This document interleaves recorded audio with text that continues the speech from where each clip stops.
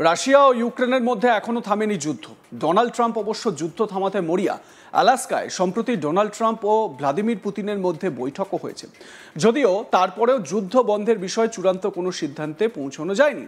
সবচেয়ে বড় কথা, রাশিয়া ইউক্রেনের যুদ্ধকে কেন্দ্র করে বিশ্ব রাজনীতিতে যে পরিস্থিতি সৃষ্টি হয়েছে তাতে কখনো কখনো বিশ্বযুদ্ধের জল্পনাও উস্কে উঠেছে। এরই মাঝে বড় খবর, এবার ভারতের মন্ত্রীর মুখে বিশ্বযুদ্ধ প্রসঙ্গ, তাও আবার বিদেশের মাটিতে দাঁড়িয়ে। এবার ভাবছেন তো ভারতের কোন মন্ত্রীর মুখে উঠে এলো বিশ্বযুদ্ধ প্রসঙ্গ, আর কেনই বা এমন কথা বললেন তিনি? চলুন বিষয়টা বিস্তারিতভাবেই জেনে নেওয়া যাক।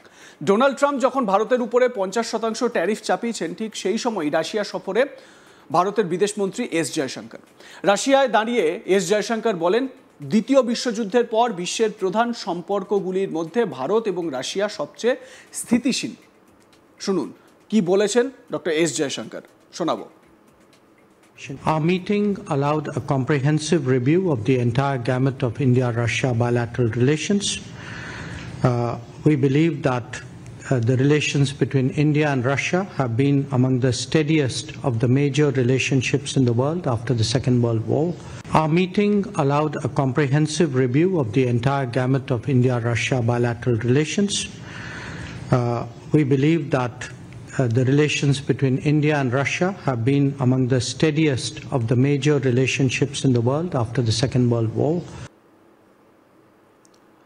দ্বিতীয় বিশ্বযুদ্ধের পর বিশ্বের প্রধান যে দ্বিপাক্ষিক সম্পর্কগুলো দেখা যাচ্ছে তার মধ্যে সবথেকে স্টেডি রিলেশনশিপ হচ্ছে গিয়ে রাশিয়া এবং ভারত।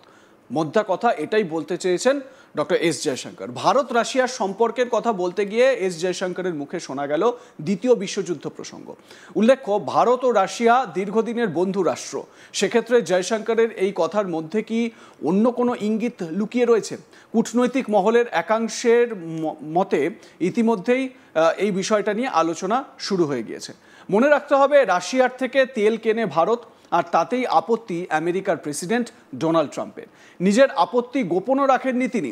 এমনকি এর প্রেক্ষিতে ভারতের উপরে 50% ট্যারিফের ঘোষণা করেন, যদিও ট্রাম্পের সেই ঘোষাকে একেবারেই গুরুত্ব দেয়নি ভারত, বরং রাশিয়ার সঙ্গে সম্পর্ক আগের মতোই রয়েছে ভারতের।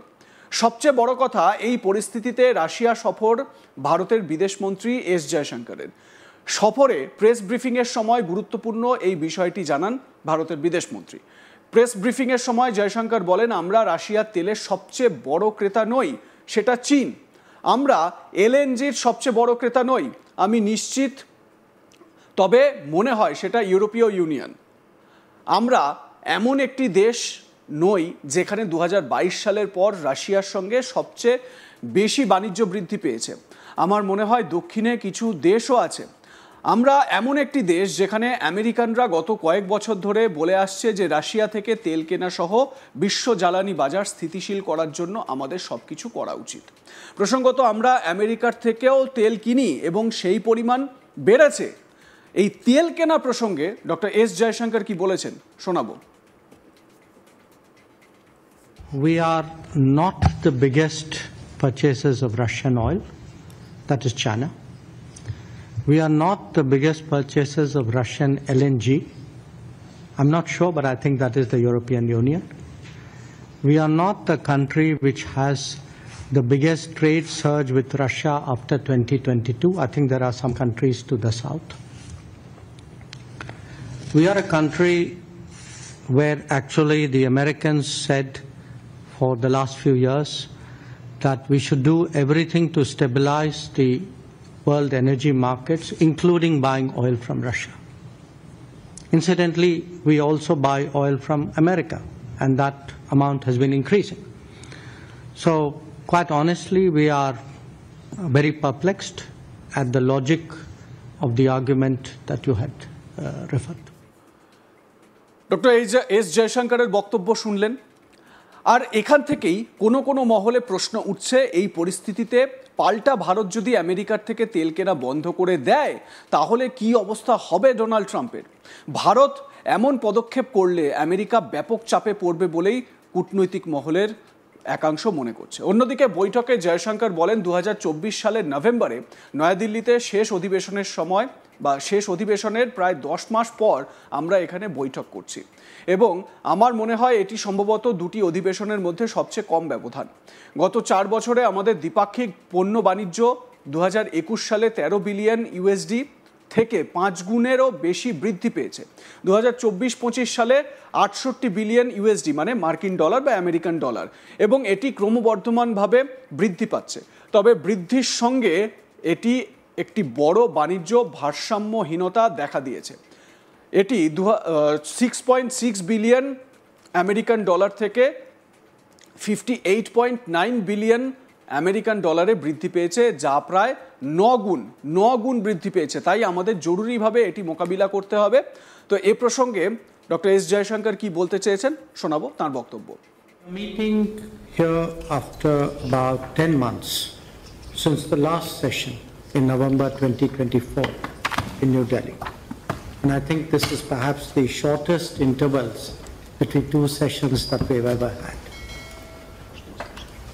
Over the last 4 years, Excellency, our bilateral trade in goods has increased, as you have noted, from more fivefold, from $13 billion in 2021 to $68 billion in 24-25, and it continues to grow. However, a major trade balance has accompanied the growth. It has increased from 6.6 billion to 58.9 billion, which is about 9 times. So we need to address that urgently. Today, as we meet, allow me to lay out some of the salient features of the agenda before us. Addressing tariff and non-tariff trade barriers, removing bottlenecks in logistics, promoting connectivity through the international North-South transport corridor, the Northern Sea Route, and the Chennai-Vladivostok corridor, affecting payment mechanisms smoothly, timely finalization and execution of the program of economic cooperation till 2030, the early conclusion of the Eurasian Economic Union FTA, whose terms of reference were finalized today, and regular interaction between the businesses of the two countries. These are among the key elements. They will not only help to address the imbalance and grow our trade, but also hasten the timely achievement of our revised trade target of $100 billion by 2030. Colleagues, we are all acutely aware that we are meeting in the backdrop of a complex geopolitical situation. Our leaders remain closely, regularly engaged. They provide us wise and practical guidance to our special and privileged strategic partnership.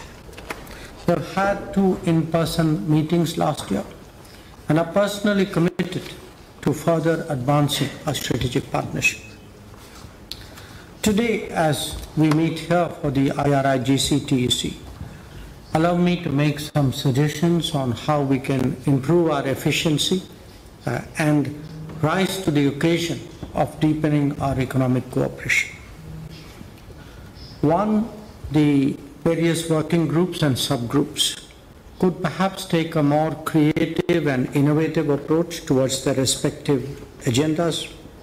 The challenges posed by the larger landscape that I mentioned. Like comment share করতে ভুলবেন না। দেখতে থাকুন আজ তাক Bangla. Subscribe করুন আমাদের YouTube চ্যানেলটি, বেল আইকন প্রেস করুন নোটিফিকেশন পেতে।